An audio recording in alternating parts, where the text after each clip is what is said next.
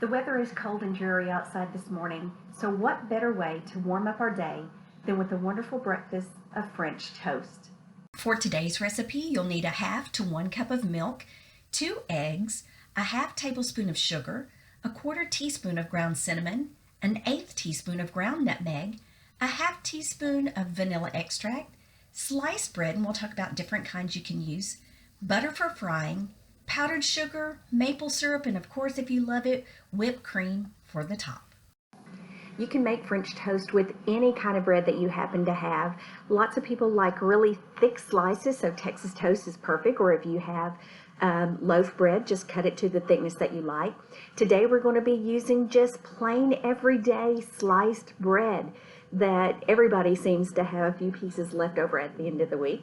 But we're also going to be using some very special bread because my mother-in-law sent some amazing pumpkin bread. So we're going to turn that into some fantastic French toast as well.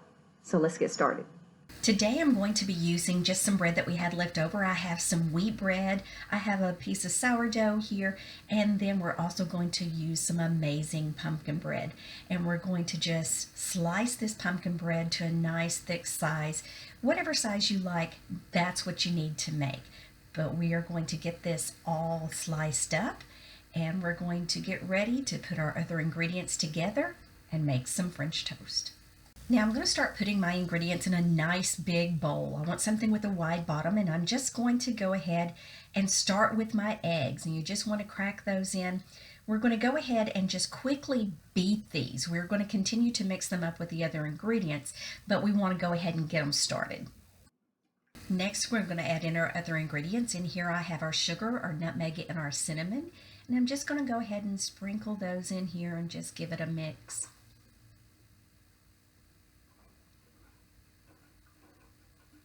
Next, we're going to add our milk. Now, I said to go from a half cup to a full cup. You just kind of need to look at how much bread you had and kind of judge how much liquid. I'm not going to use a full cup this time. If I need more later, I can always add it back in. After I have everything mixed together, I'm going to go ahead and put in my vanilla. I want to do that at the very last minute. I really don't want it to evaporate on me. And just give that a good mix.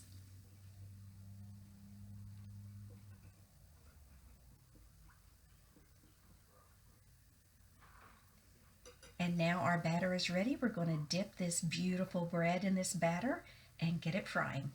Again, I'm using my cast iron skillet today, and I'm melting butter, so I just want to spread it around, make sure that I have good coating in there. I'm going to start with my sourdough bread because it's the largest piece that I have, and it's also pretty stale, so it's really going to soak up that batter. So you just want to make sure you get a good dip and that the skillet is hot enough that when you drop it in, you hear that sizzle. Now you want to let this just cook for a while. Remember, you are cooking raw eggs, and after it's been in the pan for a little bit, just kind of lift up the edge, peek under, and if you start to see browning around the outside, go ahead and flip it. You're probably going to flip this a couple times just to make sure that it's cooked all the way through.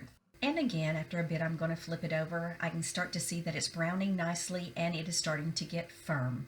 Once it feels firm on both sides, you want to go ahead and take it out and remove it to a plate.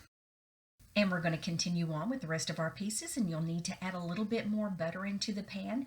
And this time we're going to do the wheat bread, and since these slices are smaller, we'll be able to fit both of them into the pan at one time. Now you're cooking with real butter. If your skillet starts to smoke, just simply turn the heat down for a little bit. It may take a little bit longer to cook your bread, but you won't have to worry with the smoking. Just like before, after you've cooked for a few minutes and it starts to turn brown on the underside, go ahead and flip them over. Now, if you're not sure if your toast is done, just go ahead and touch it in the middle, and if there's resistance, you know you're cooking through. And remember, don't be afraid to flip it over. Having a nice crispy crust on both sides is a good thing. These pieces are firm on both sides, so let's go ahead and remove them to the plate as well. And we'll get ready for our last piece, that amazing pumpkin bread. Again, I've added a little more butter to my pan, and I'm going to take this pumpkin bread and dip it in my batter. I saved it for last because it already has a lot of seasonings of its own. And the bread that I've put into my wash already has soaked up a lot of the cinnamon and nutmeg. But I do still want that wonderful crispy crust on this pumpkin bread. Now this pumpkin bread is sliced thick and it has a lot of moisture on its own, so it may take a little bit longer to cook. But again, when you flip it, you want to see that it's starting to have that nice brown crust.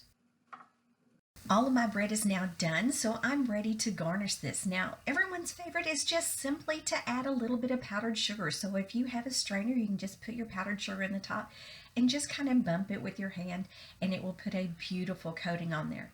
But there are some other options. Now, French toast is a lot more versatile than people give it credit for. There's lots of things that you can do with French toast. And one of the things that I really love is to actually make it into a grilled cheese sandwich.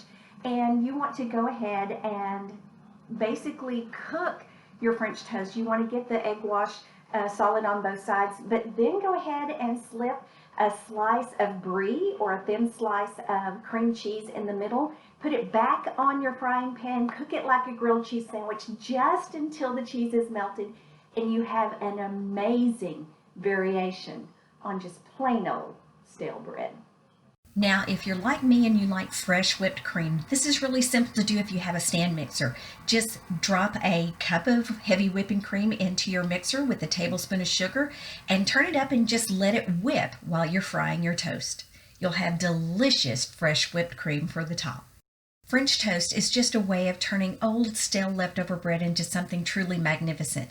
Whether you want to have it as part of a regular country breakfast or something special like a little brie on the side, this is one way to enjoy those leftover slices of bread. I hope you enjoyed today's recipe. If you'd like them to continue, be sure to like, comment, and share. Thanks, guys.